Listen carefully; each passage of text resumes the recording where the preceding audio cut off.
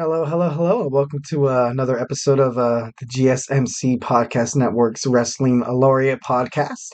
I'm your man E here with all your outstanding wrestling factoids. But thank you first and foremost for tuning in to the Wrestling Laureate Podcast brought to you by the GSMC Sports Podcasting Network. We have a great show for you today. We have a little bit of NXT review as well as AEW Big Business preview. So make sure you stick around. And also at the end, my last two segments will feature Jim Ross recently in an interview saying that this might and may be his final year as commentary for a wrestling business. So that obviously shakes me up because I love Jim Ross. I thought his voice is very influential. His voice is, I don't know, it's just kind of addicting. It's intoxicating. It's wrestling. It's wrestling. And I'm going to leave you with John Cena has not yet had a formal invitation to this year's WrestleMania. So I think that'd be interesting. Talk about that. But first and foremost, as always, we get a number of questions from our viewers that come in during the show. So to ensure your questions get answered, but most importantly, to make sure we talk, back and forth. I asked you to, tips, donations. There's a link at the gsmcpodcast.net where you can post your questions. Your questions will be on the top of the list so I can see it. And it also really helps the show, Of course, if you post, positive, tell me what you like, tell me what you don't like, give me your opinions, tell me what you want me to further elaborate on. I'll be more than welcome to, do my best as your wrestling laureate. So again, that link is the gsmcpodcast.net. And so let's go ahead and jump right on into it. My first segment is NXT review. So this was the NXT after Roadblock. It was pretty good. It was pretty good. It was, obviously all these events are leading toward Stand and Deliver, but um, I think a lot of these segments do serve a purpose, and it's gonna be one hell of a pay-per-view coming up. It begins with the tag team match between OTM and the LWO, where when the LWO were making their entrance, OTM attacked them from behind, ultimately kind of gaining the advantage point. But to be honest, I watched the whole match. Well, I watched the whole show, but um, just the LWO throughout the match, they just look oversized and overpowered. But at the end, it looks like their speed, agility, and ability to take high risk maneuvers ultimately got them to win. So now they are, you know, they prevailed, and now the LWO will fight in the triple threat qualifying match to see who will fight um, Braun Breaker and Baron Corbin. So congrats to the LWO.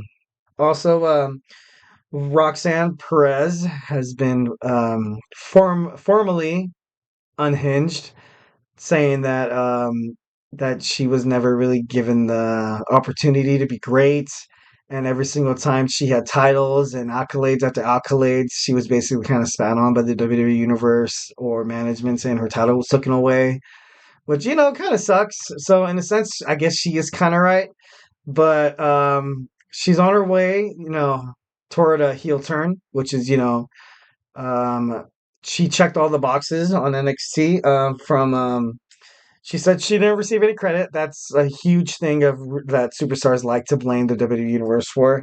Also, that she's constantly busting her ass, carrying the division, carrying the NXT women's brand, which you cannot dispute because she's Roxanne Perez. Like she's she's obviously great. She has talent, and she has a lot of good things coming. For only being like 20. I think she said she was like 22 years old. So that's pretty impressive. 22 years old. I barely learned how to cook an egg. No, I'm just kidding. I'm serious. Um. And the third one that heels love to do in the WWE is just turn to the WWE Universe, and be like, Screw all of you, each and every one of you. Y'all are beneath me. And that's kind of like the classic like heel turn. That's for me when I saw that The Rock basically called I forgot where they were. I think they're in Dallas. I think they're in Dallas and he called them all trailer trash or something like that. And I was like, oh, okay. All right. The Rock is heading toward a major heel turn. So the him and Roman facing each other at WrestleMania is completely off the books. All right, well, moving on. Well, the main reason why we want to talk about Roxanne Perez was because she was trying to enter Valkyrie, the NXT Women's Champion. Like, she was in the tag team match against the Kabuki Warriors and was attacked by Roxanne Perez after they lost the bout. But I don't. I think the NXT Women's. I think the woman wrestling period in the NXT brand has actually been pretty impressive. And there's honestly like kind of like an even balance of men and women matches. When in the past WWE, it was mostly men's matches, and the women's matches was kind of like maybe one or two, and took like maybe 2 or 3 minutes tops. So the discrepancy was a little more of it was a little more noticeable. But nowadays, you kind of have to tip your cap to the women's wrestlers for definitely entertaining a crowd and definitely putting women's wrestling on their backs and putting it on the map in pro wrestling. So I think that's super cool. Um, so she was confronted by general manager Ava, and Ava, of course, put her in a match. But Roxanne Perez, she seemed completely unfazed. She seemed like she was ready for the challenge. She seemed like the only way that you can get your women's championship back is if you believe in yourself, put your head down, play by the rules, and just work your ass off like she's been doing her whole entire career. So it'd be no surprise to see her on top of the WWE NXT Women's Division once again. All right, next there was a interesting promo. It was kind of like it was like a studio. It was like a studio film where you had the like kind of like Tony D'Angelo and his Italian family, the Italian like the mobsters. They abducted the NXT um world champion Dragunov. Dragunov. But so they threw him in the back of a trunk, which was totally like mob style, like Sopranos kind of thing. So I gotta be honest, it was pretty interesting. The promo kind of ended with him on top of a bridge, kind of basically telling him that you have some type of power, I have some type of power. So basically, don't underestimate me, and I won't underestimate you. And he left them on that bridge, stranded all alone. So he probably had to walk a couple miles. But you know, I thought that was a pretty sick promo. I like the Italian lobsters. That's kind of I wish I knew it like Italian. If I could just consume Italian food like pastas and like wine or something. Well, no, it's not wine because wine's disgusting. But just Italian food to like kind of learn how to be more Italian. I'd be Italian by now. I'd eat. I destroy chicken parmesan on a rag, bro. So I liked how during the promo he was like, "All right, let's go for a ride," and he slaps the back of the trunk, and then the car, kind of, speeds off. So I don't know, I thought that was a pretty sick promo. The WWE actually has been kind of flirting with that kind of studio production for a pretty long time. It's been a while. It's actually been a while. I remember that match between AJ Styles and The Undertaker where it was like Solamente complete like studio production where it kind of looked like a movie where they were fighting at this house and AJ Styles was trying to bury the Undertaker, and much like in every Hollywood flick, you would have the dead man come from behind him, and he'd be and then that's how he'd lose the match, and that's exactly how he did. So I thought that was super cool. But his entrance, the Undertaker's entrance with the motorcycle with Metallica blaring in the background, was pretty sick. Pretty sick. So, tip your hat off to WWE creative writing for that, productions team, special effects, whomever. Um, next, they featured a promo with Ridge Holland FaceTiming his wife and kid, basically wishing him good luck against his match against Shawn Spears. So I think this actually did like a lot for Ridge Holland. I think this just because Ridge Holland lost the match tonight doesn't necessarily, well, last night doesn't necessarily mean that this rivalry is over. Sometimes, well, most of the time in like wrestling history, if you include like someone's family, kind of like the Rey Mysterio, Dominic Mysterio kind of thing, if you include like family members, this feud's gonna be going for a long time. I can imagine a match at Stand and Deliver between the two of like a night quit match or last man standing, so to speak. Ridge Holland really letting out that aggression toward Shawn Spears that Shawn Spears really wants to kind of exploit. And if you actually paid attention to the match that they had, Shawn Spears was kind of egging on Rich Holland, and even when Rich Holland was completely destroying Spears, and I think even Booker T said this beautifully that Spears has Ridge Holland like right where he wants him. So essentially, even if he was getting his ass kicked, he kind of knew that he was gonna use his aggressive, behavior toward him, and he did. And Spears picked up the victory. So that should be interesting to see how they, further, exasperate that in the future. So, I thought that was well done. That was very well done.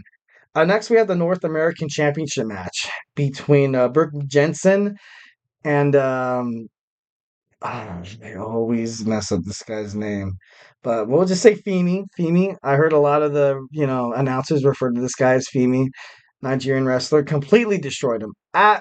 He didn't even stand a chance. Like even Jason Briggs came out to try to support his buddy, but to no avail. Like he was absolutely dominated in that match. This North American champion is like way levels above the NXT roster. I'm just interested to see like who they're gonna finally get to face off with against this guy, especially again at Stand and Deliver. A couple names that come to mind. It'd be interesting to kind of see like right now, and I know this is like kind of far fetched, but right now I don't think LA Knight is kind of really doing anything on the main card. Like imagine him coming back and like I challenge you. I want that North American Championship around my waist. Yeah. I don't know. I can just imagine something like that, like him coming back and, dethroning um, the one of the greatest North American champions, at least, in my watching tenure of NXT. So that would be super interesting. We had an Ariana Grace versus a Gigi Dolan match that ended in the disqualification where, um, um, Ariana she got the win, and she was talking to General Manager Ava last week on NXT that if she wins, then she's allowed to make a kind of like a woman out of Gigi Dolan, kind of like because Gigi Dolan comes off as this like total tomboy, total like I'm gonna kick your butt. I'm like I get into bar fights or whatever. Like I don't know, basically any kind of stereotype you kind of have. But so now I guess she has the right to make her into to a lady. So well, that's what I don't know. I think that's a little far fetched, but hey, I'm not the writers. I don't write, but so. Also, Thea Hale was joined by Fallon Henley when people thought because her tag team partner was taken out um, during the entrances, and Fallon kind of helped her out. But the match ultimately ended with Hale losing and kind of losing her mind a little bit, becoming a little bit infringed, saying that she's going to be the new, well, she's going to be the old. Uh, the old the Hale or But yeah, no, it looks like it, this is going to be pretty exciting. They're going to obviously make this grow into like this complete, like, I don't think like Nikki Cross kind of crazy, but like probably like a crazy that it's like a good crazy. A lot of superstars who go through slumps, like they'll change their personality and kind of go on like a roll here, maybe make a title run, or maybe she can like a tag team title run would be sort of ideal. And last but not least, I kind of have Trick Williams coming out at the end of the show, being confronted by the Mega Four, Noam Dar, kind of challenging him, being like, hey, guy, like you came here, you got to get through me first. Like, what are you doing, kid? And then Trick Williams wants nothing to do with them. All he wants is to fight Carmelo Hayes. But he did lay a smooch. He did lay a smooch, and I think her name was Lash, the taller girl. Um, and I thought that props. That's pretty cool. Like it's always cool to like you kind of have that boss card, like to get those smooches, but also kicking ass at the same time. So and I thought that was pretty cool. NXT review. If you like it, you like it. If not, send me a comment. Stick around. Next segment, we're going to be previewing AEW Big Business. So grab a cold drink and a snack and meet me back here. All right. I feel like I'm losing my mind. Is everybody in the world blind? Please, Lord, give me a sign, a sign. I feel like I'm losing my mind. Is everybody in the world blind? Please, Lord, give me a sign, a sign. I wanna be the greatest. Everybody on the fake shit. I look around and feel like everybody is the fakest. I make this every day and I'm impatient, hoping one day I blow up from the basement. Statement, the top is so vacant. I don't hear shit that I think is amazing. Waiting for my day when I'm playing sold out shows for 1,000 faces. Hey, give me that crown, get in my way and to be put down. It ain't your place, all this my town. If I want that shit, then I'll get it right now. I'm losing it, the noose it fits, some losing shit, a stupid myth. You choose to live or choose to dip, you choose to fight or lose your grip and lose a gift. I feel like I'm losing my mind. Is everybody in the world blind? Please, Lord, give me a sign, a sign. I feel like I'm losing my mind. Is everybody in the world blind?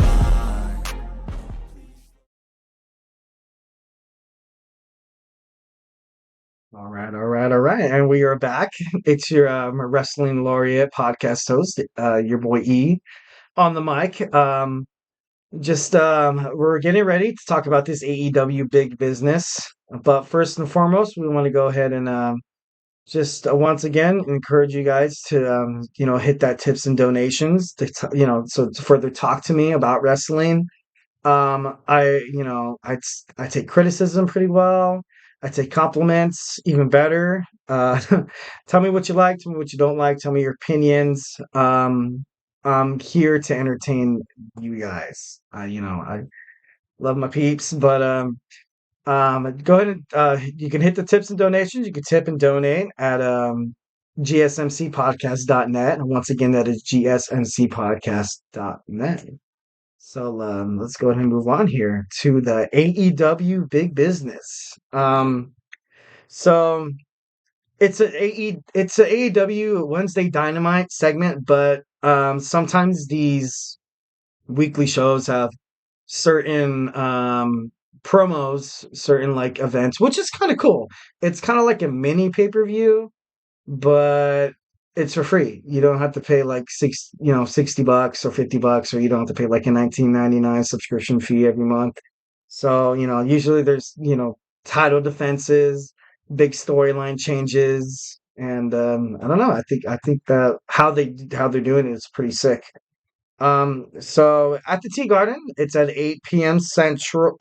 Eastern Time, 7 p.m. Central, live on TBS as well as AEW Plus. So make sure you stay tuned, or you can watch that. So first and foremost, there's a trios battle between the Elite and newly acquired star Kaz Okada. against the Continental Crown champ, Eddie Kingston, and the Death Triangle. Um, First and foremost, before I say anything about this match, I really, really like how AEW and Ring of Honor kind of have that like trios, like tag team titles. I think it's something that WWE should definitely kind of adopt from that because I don't know, usually you have to wait till Survivor Series to have that traditional 5-on-5 match or like a main event.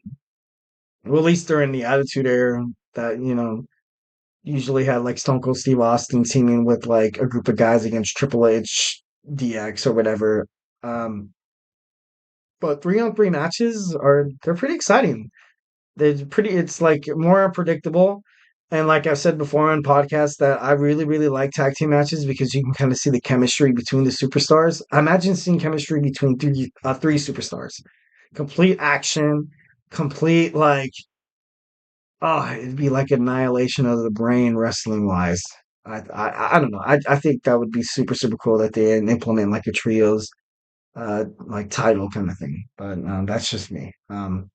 So the Rainmaker made his debut last week, where Eddie Kingston came out to confront the EVPs.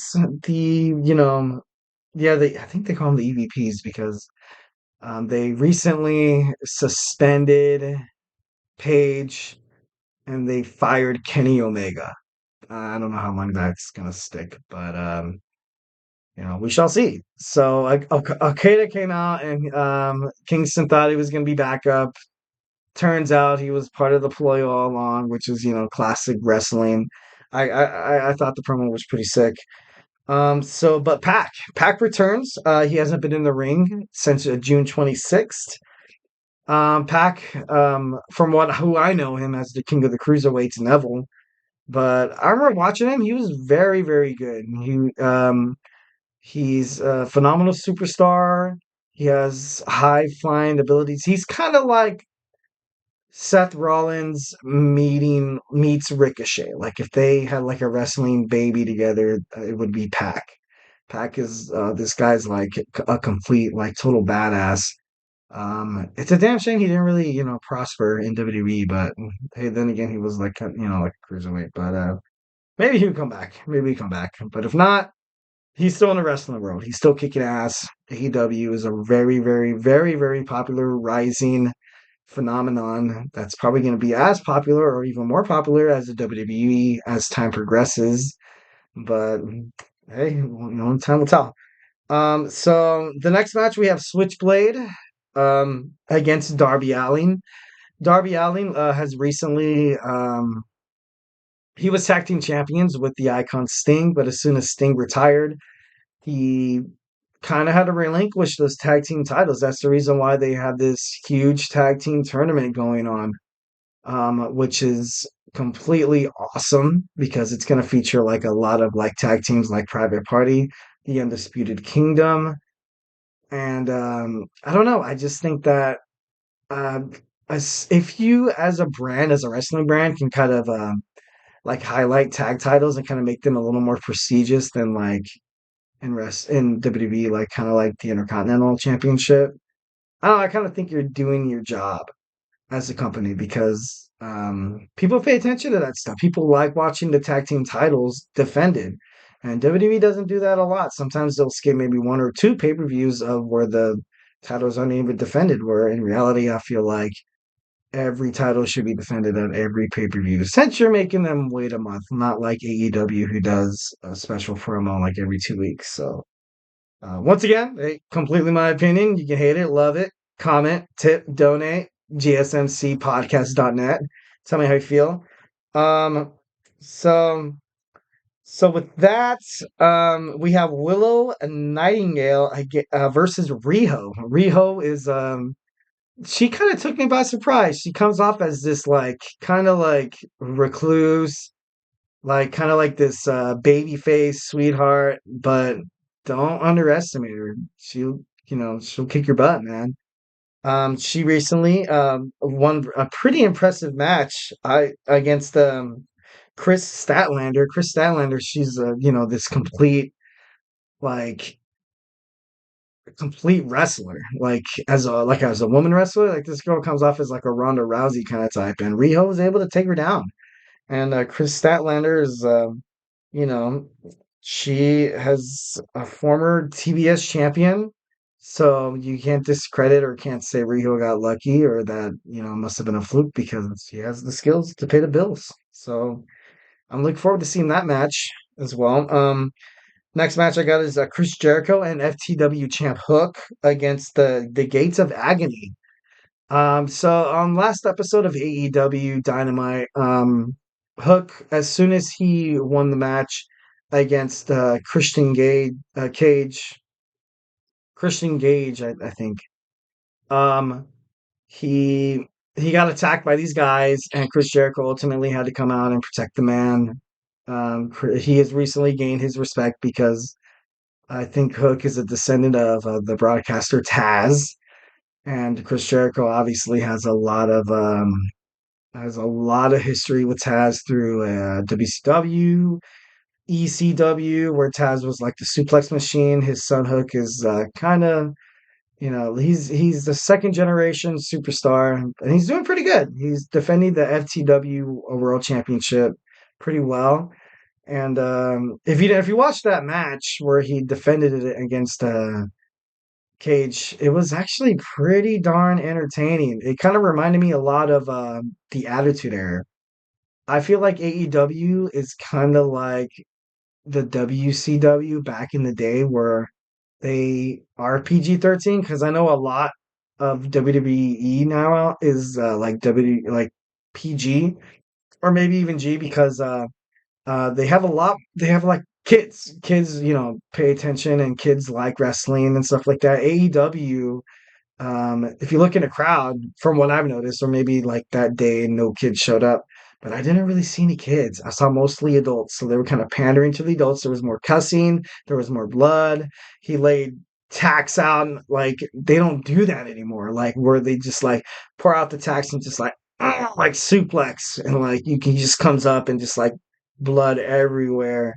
You have the tacks pointing out, and like you don't see that a lot in WWE. Like they want to protect their superstars, which isn't bad necessarily, but for the entertainment factor, but that's just me as being a selfish wrestling fan who wants to see more blood. But I thought it was pretty cool. And to kind of cap this thing off is Samoa Joe versus Warlord. Um they used to be tag partners. They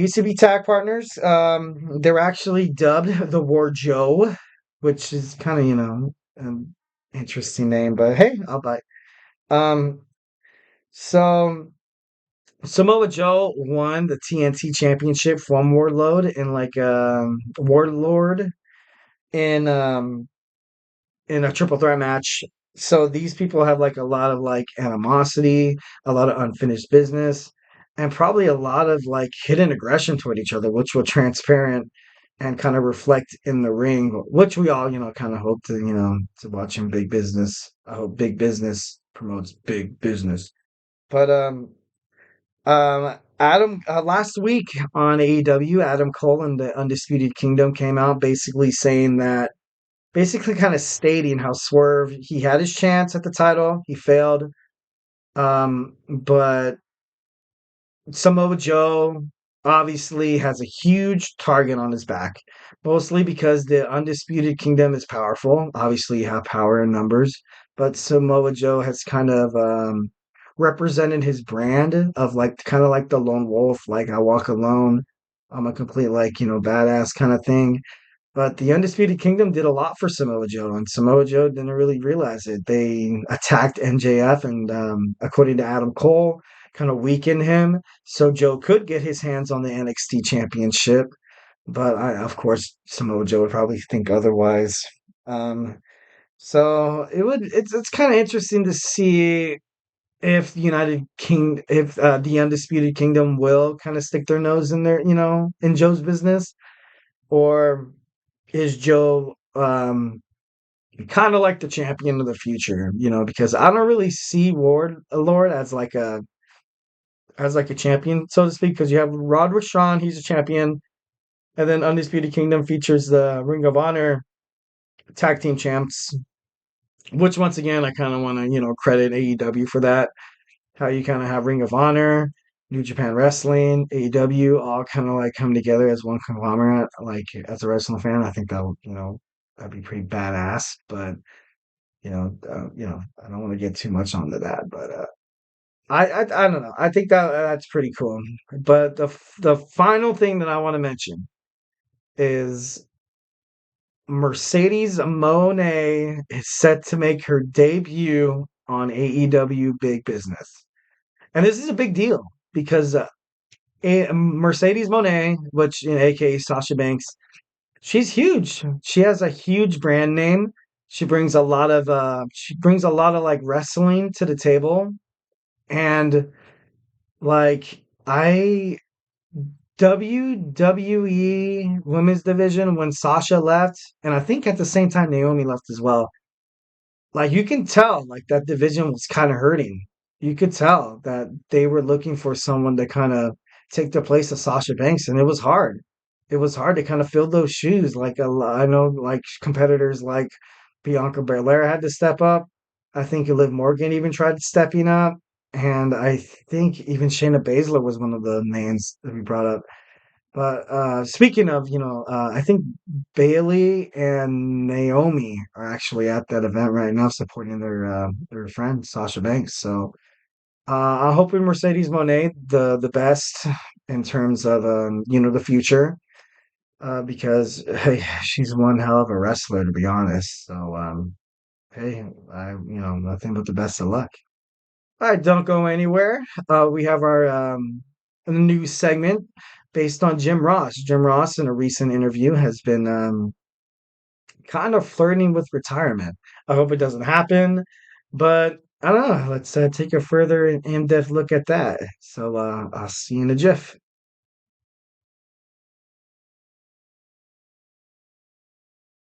For the best and latest podcasts available anywhere, go to the podcast app on your cell phone and type in GSMC to access free content-rich podcasts on health and wellness, book reviews, sports, entertainment, relationships, social media, movies, technology, finance, and even weird news. Subscribe and download the GSMC Podcast Network's family of shows, available everywhere podcasts are found.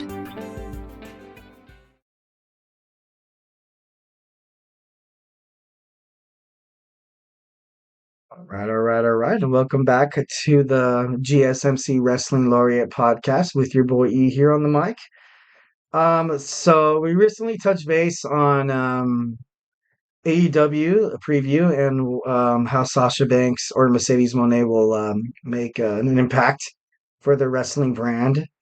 But let's go ahead and talk about the good old JR, good old JR. So Jim Ross believes that this will be his final year at the commentary desk. Jim Ross is unfortunately, and I hate to admit it, well, I don't hate to admit it, but he is he is at his end commentary, and it's just so sad. It's just so sad because his voice like brings wrestling to life. Like the moment you would turn on that pay-per-view and you would hear Jim Ross or Jerry the King Lawler, and I don't know, you just know that this pay-per-view is gonna kick total ass. Like it all, with sports. Well, okay, let me just put this in perspective. Have you ever gone to a sports event live, like baseball, football, basketball, WWE? There's no commentary. There's no people telling you, giving you the play-by-play. And to be honest, that's like I love going to like live stuff, but to be honest, sometimes I prefer to sit on the couch and listen to these very iconic voices tell me, what's going on and kind of like paint a picture. Like, for example, I went to a wrestling event. I've been to a bunch of wrestling events, and just like seeing the matches go on, you would just hear the slamming of the mat. Boom, boom. And of course, you would hear the announcer at the beginning, like, weighing in at 6'4", and then, but during the match, it's just so quiet. It's just so quiet. Like, I need Michael Cole, or like, I need, Jim Ross, like, just, I don't know. Well, that could be me. It's all, preferences here, of course. But Jim Ross is, if he retires, he's going to definitely be missed. He's a WWE Hall of Famer. Ross expressed his excitement for he signed another year with AEW, but just 1 year. And he ultimately said, and he told the listeners that at 72 years old, it all depends on his emotional well-being, his psychological well-being, his physical state, his health, and basically what Tony Khan wants to do. Like at the moment, Jim Ross is only doing pay-per-view, so that's like maybe like once a month, which is, ideal. I think someone at that age could definitely do that, but hey, I'm not Jim Ross, and maybe I'm just wishful thinking. Don't retire. Sorry. Sorry about that. Um, so I don't know. You can just like you can see his passion just being powered through the screen. Like, for example, imagine watching. Well, now it kind of sucks because Joe Buck is signed with ESPN. But before then, imagine watching the World Series and not hearing Joe Buck's voice on the television. Like, it's a little weird. It's a little weird because Joe Buck, he as a commentator, like brings it to life. He brings the baseball game into your living room. He sucks you in as an audience and he makes you care. And like even Al Michaels on the NBC broadcast of Sunday Night Football. As soon as Mike Tirico took over, I got to be honest. No disrespect to Mike Tirico, but I got to be honest. Like I was not like at first. Like I would never, ever, ever, ever, ever, ever, ever want to miss a Sunday night, football game. But when Mike Tirico was there and I missed a couple of games, I was like, eh, eh. It was, it's all right. It was just that when Al Michaels left, like it, kind of sucked. And then he went to Amazon to join Kirk Herbstreit, which they did a lot of, they did like a lot of, broadcasts, but it just wasn't the same. It just wasn't the same. You can tell in Al Michaels' voice, his energy and stuff like that. Well, given that it seemed like Thursday Night Football produced a lot of games that were kind of like on the snooze side, so you can't really blame Al Michaels for not getting too excited. But I don't know. I just think comments. What the main point is, commentary makes a difference. Commentary makes a difference. It's the person's, passion that gets projected through audio, thus exciting the crowd, and I don't know, making them a part of the experience instead of just watching them. I think that's pretty super cool. Um, a couple of memorable moments that I looked online that he kind of remembered the most was, of course, that Undertaker Mankind Hell in a Cell where he threw him off of the top, which was pretty darn crazy. I think he even said that Mankind is dead, and it's just of that very like he just has iconic like slogans that is just I don't know. It's unbelievable. It's unbelievable. Definitely. Also the Rock and Stone Cold matches during WrestleMania that he, thought was pretty awesome. Ric Flair versus the Ricky Steamboat. Also, his iconic voice where Tyson and Austin were duking it out. You're the Tyson and Austin, Tyson and Austin, Tyson and Austin. It's just something that just radiates through wrestlers. Like, I remember watching that. I remember renting the video at Gary's Video down the street and watching that, and it's still something. I can still hear Jim Ross, kind of talk about that kind of stuff. And also, like, keeping on the Stone Cold, you've had Stone Cold, Stone Cold, Stone Cold, and he was just like it was like overbearing at times, but at the same time, oh, it was so awesome. Like it was so cool. As a wrestling, I don't know. I'm a wrestling dork. I don't know if you guys feel this strong about Jim Ross, but Jim Ross is when he left WWE, it kind of saddened me. But that's something as well. I remember when he was when Stone Cold Steve Austin and Vince McMahon were kind of like feuding. They were always feuding. Absolutely. I remember him saying Stone Cold is shaking hands with Satan himself. Satan himself. Like it was just really brought it in your perspective that you're like, oh my God. Is Vince McMahon the devil? No, I'm just kidding. But like he just made it seem like he painted the picture. He painted the picture for you to kind of depict these storylines, and someone that could do that, like very inspirational talking, because obviously amazing. He was amazing at his job. Another one was Milkomania or Running Wild when Kurt Angle showed up in a milk truck and he completely just sprayed Triple H and Stephanie McMahon and Vince McMahon. Like he just, I don't know, like he went like, and it's just that Milkomania running wild. And he just knew what to say at the right time to kind of make it an iconic moment. Not a lot of wrestlers, not a lot of wrestling commenters can do that. Like Michael Cole, he's definitely one of the best right now. He's doing very, very, very good. Corey Graves is cool. Um, I don't think he's that great. I actually really do like the addition of Pat McAfee. I think him and Michael Cole together are like, pretty dynamite. But I don't know. I I looked online and his favorite match of all time was a match that I remember watching when I was a kid. Was the triple threat match between tag team match titles between Edge and Christian, the Hardy Boys, Jeff Hardy and Matt Hardy, and the Dudley Boys, Devon and Bubba Ray.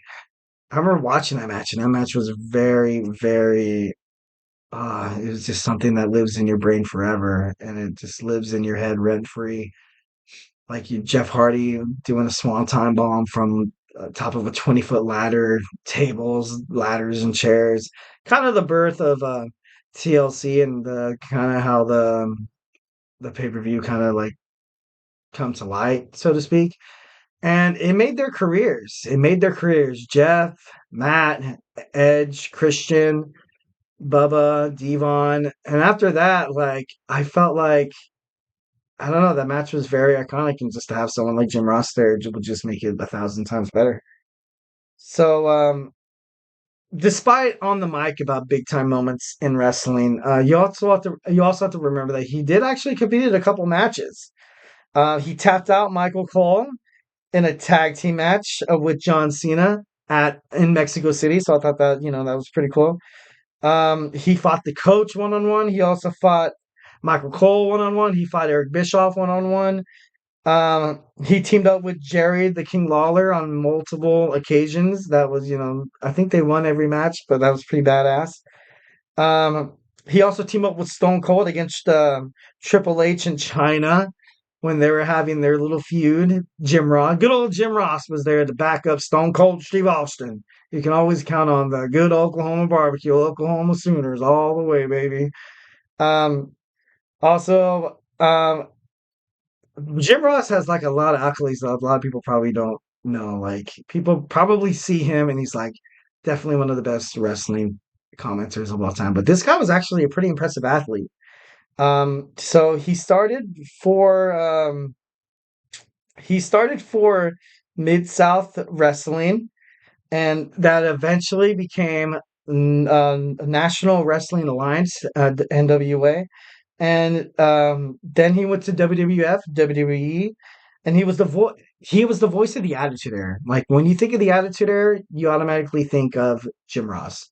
Maybe that's like a good like foreshadow of why I really love Jim Ross, because I'm a huge Attitude Era kind of guy. I grew up during the Attitude and was a huge fan of that. So when you think about DX doing their shenanigans, or The Rock coming up, Mankind, The Undertaker, Shawn Michaels, Triple H, and the list goes on and on and on and on, you think of Jim Ross automatically. Automatically, you think of Jim Ross just commentating during those matches, making every moment iconic as possible. Um, so he's also known for his barbecue sauce, and I think he makes beef jerky. And actually, he hosts a weekly podcast called Grilling JR. That I don't know. I kind of want to check it out. Anything that includes JR, I'm fine with that. So Ross was actually president of the student body, a four letterman in basketball while attending the Westville High School. So that was pretty cool. Like I said before, this guy's an athlete. Like he's multiply gifted. You got to give it up to good old JR. He was a two-time All-Conference football player for the Westville Yellow Jackets. Also, he was an FFA, the Future Farmers of America, national speech champ in 1969, runner-up in 1968. For 18 years, Ross actually officiated high school and college baseball, football, and basketball games in Oklahoma. He was his very first championship match call was Ric Flair and Ted DiBiase, the Million Dollar Man. Ross joined Jim Crockett Promotions and eventually merged with Universal Wrestling Federation, the UWF. And he began doing commentary with Davy Crockett and Tony Schiavone, the guy from AEW. So it's kind of cool how he eventually came back with his old running mate, and now they're doing AEW and they're doing a magnificent job. So JCP became WCW. WCW left the NWA, and Ross worked his way up through the WCW ladder. Eric Bischoff actually disliked Ross, so Ross resigned, and he was hired by the WWF/WWE in 1993. He was in the independent wrestling circuit, like New Japan Wrestling, and from 2016 to 2019. And he hit AEW 2019, and the rest is history for good old JR. So you got to respect that guy. Like I said, I am just a huge fan of this guy. Nothing in wrestling says wrestling more than good old JR. So I don't know. I feel lucky to have had that opportunity to kind of like just listen to this guy who he cared about wrestling like you cared about wrestling. And wrestling fans are big dorks. Like, still to this day, I walk around doing the DX crotch, I go around saying slogans like, acknowledge me. Like, at work, people may think I'm annoying, and also the WWE theme songs that get stuck in your head, like Cody Rhodes is, what? It's pretty cool. Are you ready? Like, you hear these icons. If you smell, I can't stop. I can't stop. When I start going, I definitely can't stop as a wrestling fan. And I think good old JR was one of the biggest wrestling fans in the world, and he did such a great job at making the wrestling audience, their WWE universe, feel like they were just sitting right there between him and Jerry Lawler.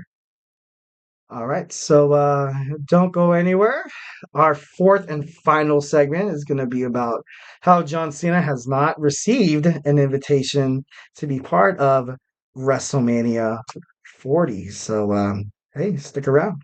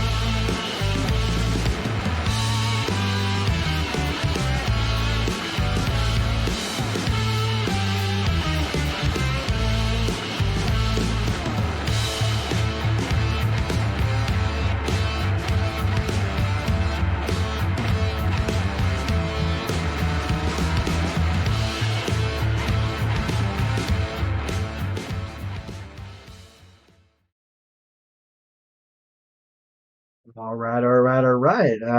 We're going to go ahead and segue into why John Cena has not received an invitation.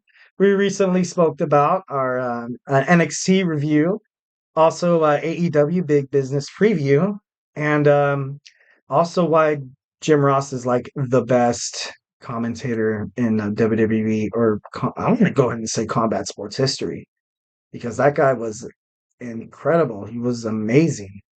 But before we do anything, I want to go ahead and just remind the viewers that we'll get a nice little long look at Jim Ross one last time.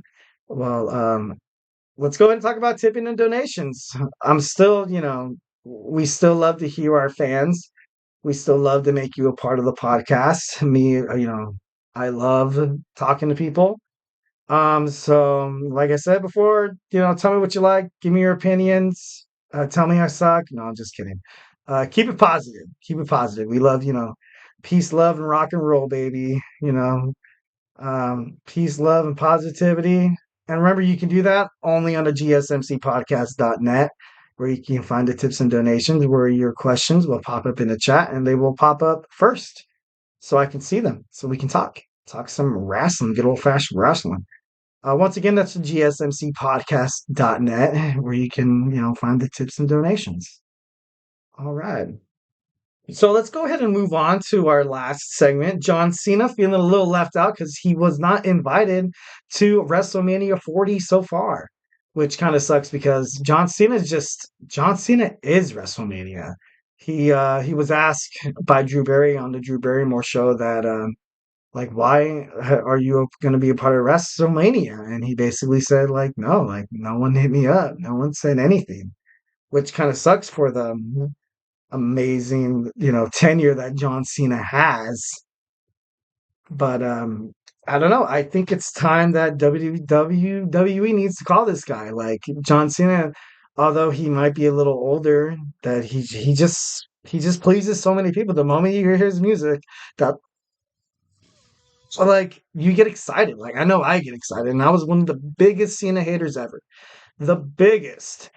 I remember like whenever he would beat like Triple H and Shawn Michaels, I'd be like, oh, of course, this guy, getting what he wants, you know, stroking Vince McMahon's ego, but I don't know. I don't think it's a WrestleMania without John Cena. Even if it's like just like a quirky match or like a quirky promo. Or one year he actually came back as the Doctor Thugonomics, which I thought was pretty cool. He came out and he started rapping against I think Elias was out there. Elias or Ezekiel, one of those guys. That's a joke. But I don't know. He has had 15 WrestleMania matches and he's 10-5. 10-5, pretty impressive.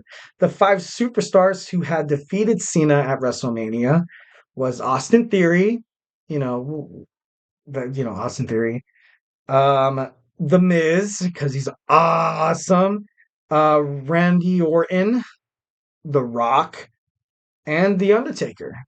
So John Cena, 10-5 at WrestleMania, 50%, not bad. Nothing, of course, compared to The Undertaker's record, which is immaculate. I don't think anybody would ever, top that. So one of the matches that I think were kind of underrated, but it was under the list of forgetful John Cena matches during WrestleMania, was the Firefly Funhouse match between Bray Wyatt. I like that. I really, really did like that. And that was like what we were talking about before earlier in the podcast, that in WWE during promos or matches are starting to add like Hollywood studio value to it. I thought that was a very, very, very good match between John Cena and Bray Wyatt, where you kind of had John Cena kind of stuck in his own head. And I think even during the match and during the end of the match, John Cena was like stuck looking in the mirror.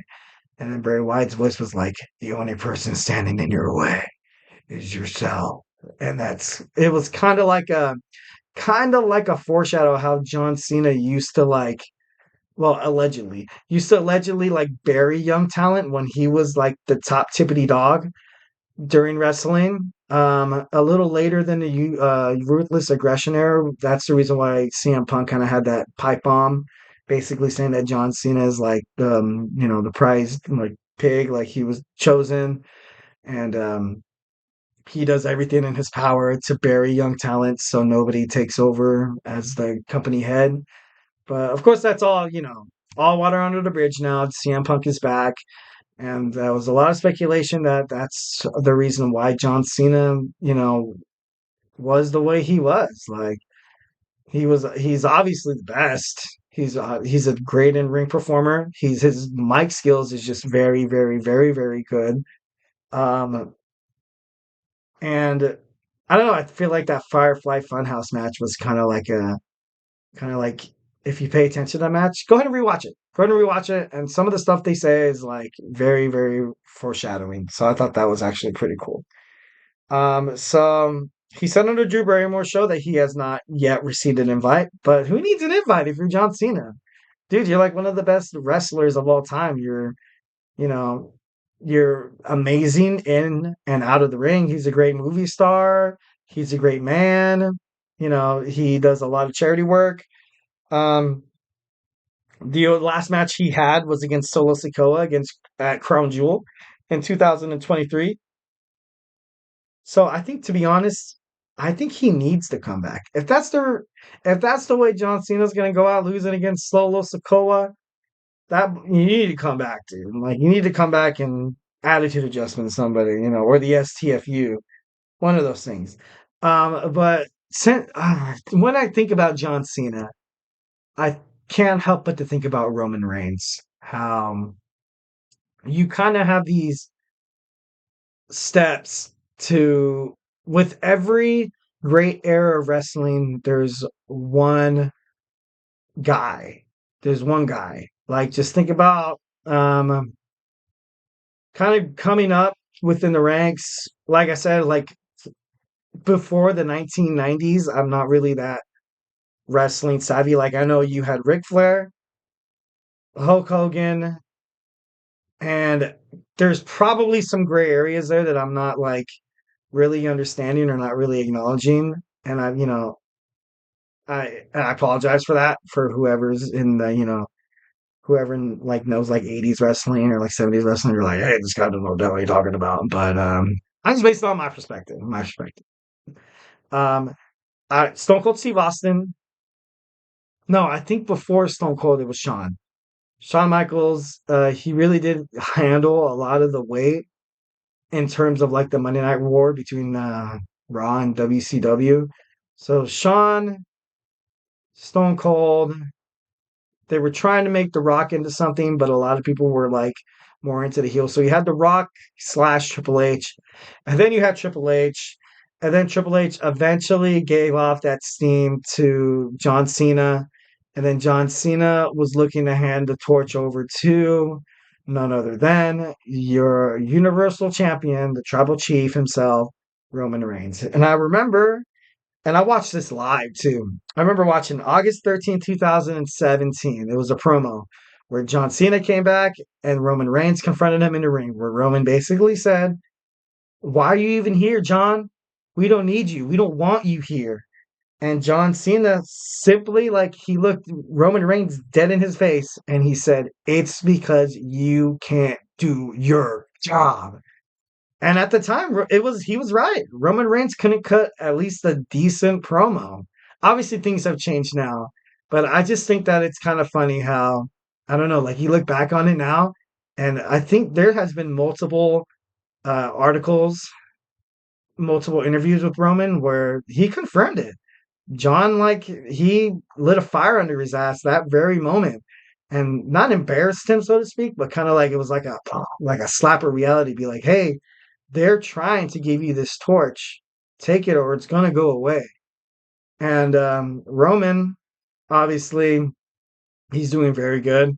They cut out that babyface bullcrap, which was very good for Roman's career, I feel like, because the moment you felt like Roman Reigns was winning everything and Vince McMahon was like forcing him down your throat to like love and like, I don't know, I kind of feel like that's the reason why Roman Reigns was just totally, I don't know. It's the reason why people didn't like him. It's the reason why people like felt forced to root for this guy. And so that created a lot of turmoil within Roman Reigns, a lot of like development of his character, where he was the Universal Champion, but he had to relinquish it because he was battling leukemia. And then he came back to ultimately like start a feud with The Fiend. And that's when he kind of came. I think that was SummerSlam. I think that might have been SummerSlam. And he speared The Fiend and he just beat the total hell out of him. He beat him out cold. And a lot of people weren't used to seeing Bray Wyatt in the Fiend character kind of manhandle like that. And he had the shirt that said, wreck everyone. And ever since then, he's been the best heel. Roman Reigns has been, you know, killing it now. And I think that all kind of segues off of what John Cena said during that promo. Um, so John Cena is absolutely one of the most memorable superstars, WWE superstars of all time. And no one can take that away from him. You either like him or you love him. I don't, you know, I don't think there's any gray areas that people who like John Cena or who dislike John Cena. But hey, you are entitled to your own opinion. And if you want to share it with me, tips and donations, the GSMCpodcast.net, we'll take it. You know what I mean? So that's it. That's all I got for you guys today. Hopefully you enjoyed the show. Thank you for tuning into the GSMC Wrestling Laureate Podcast, presented to you by the GSMC Sports Podcasting Network. Your support means a lot to us, so remember to subscribe to the show and leave us a positive review. Like I said, peace, love, and positivity. It really does make a difference. So make sure you do your best Roman Reigns impersonation and go ahead and Superman punch that like and subscribe button. You can find us on Facebook, Twitter, TikTok, Instagram for more content and updates. So also remember to check out some of the other shows that the podcast network produces. We have baseball, basketball. We have my man Nelson on basketball. We have my boy TJ on sports, and we have my man Kenneth on football. So go ahead and give it a chance, give it a shot. Who knows? You might like it. So, once again, to my peeps, continue to keep killing it, watching wrestling, and I will see you in another episode. Let's go. I wake up to a little bit of drool on my pillow, feel like it's gonna be a bad day. Yeah, I'm tired of shit, and the coffee ain't hit yet, damn, ain't that great.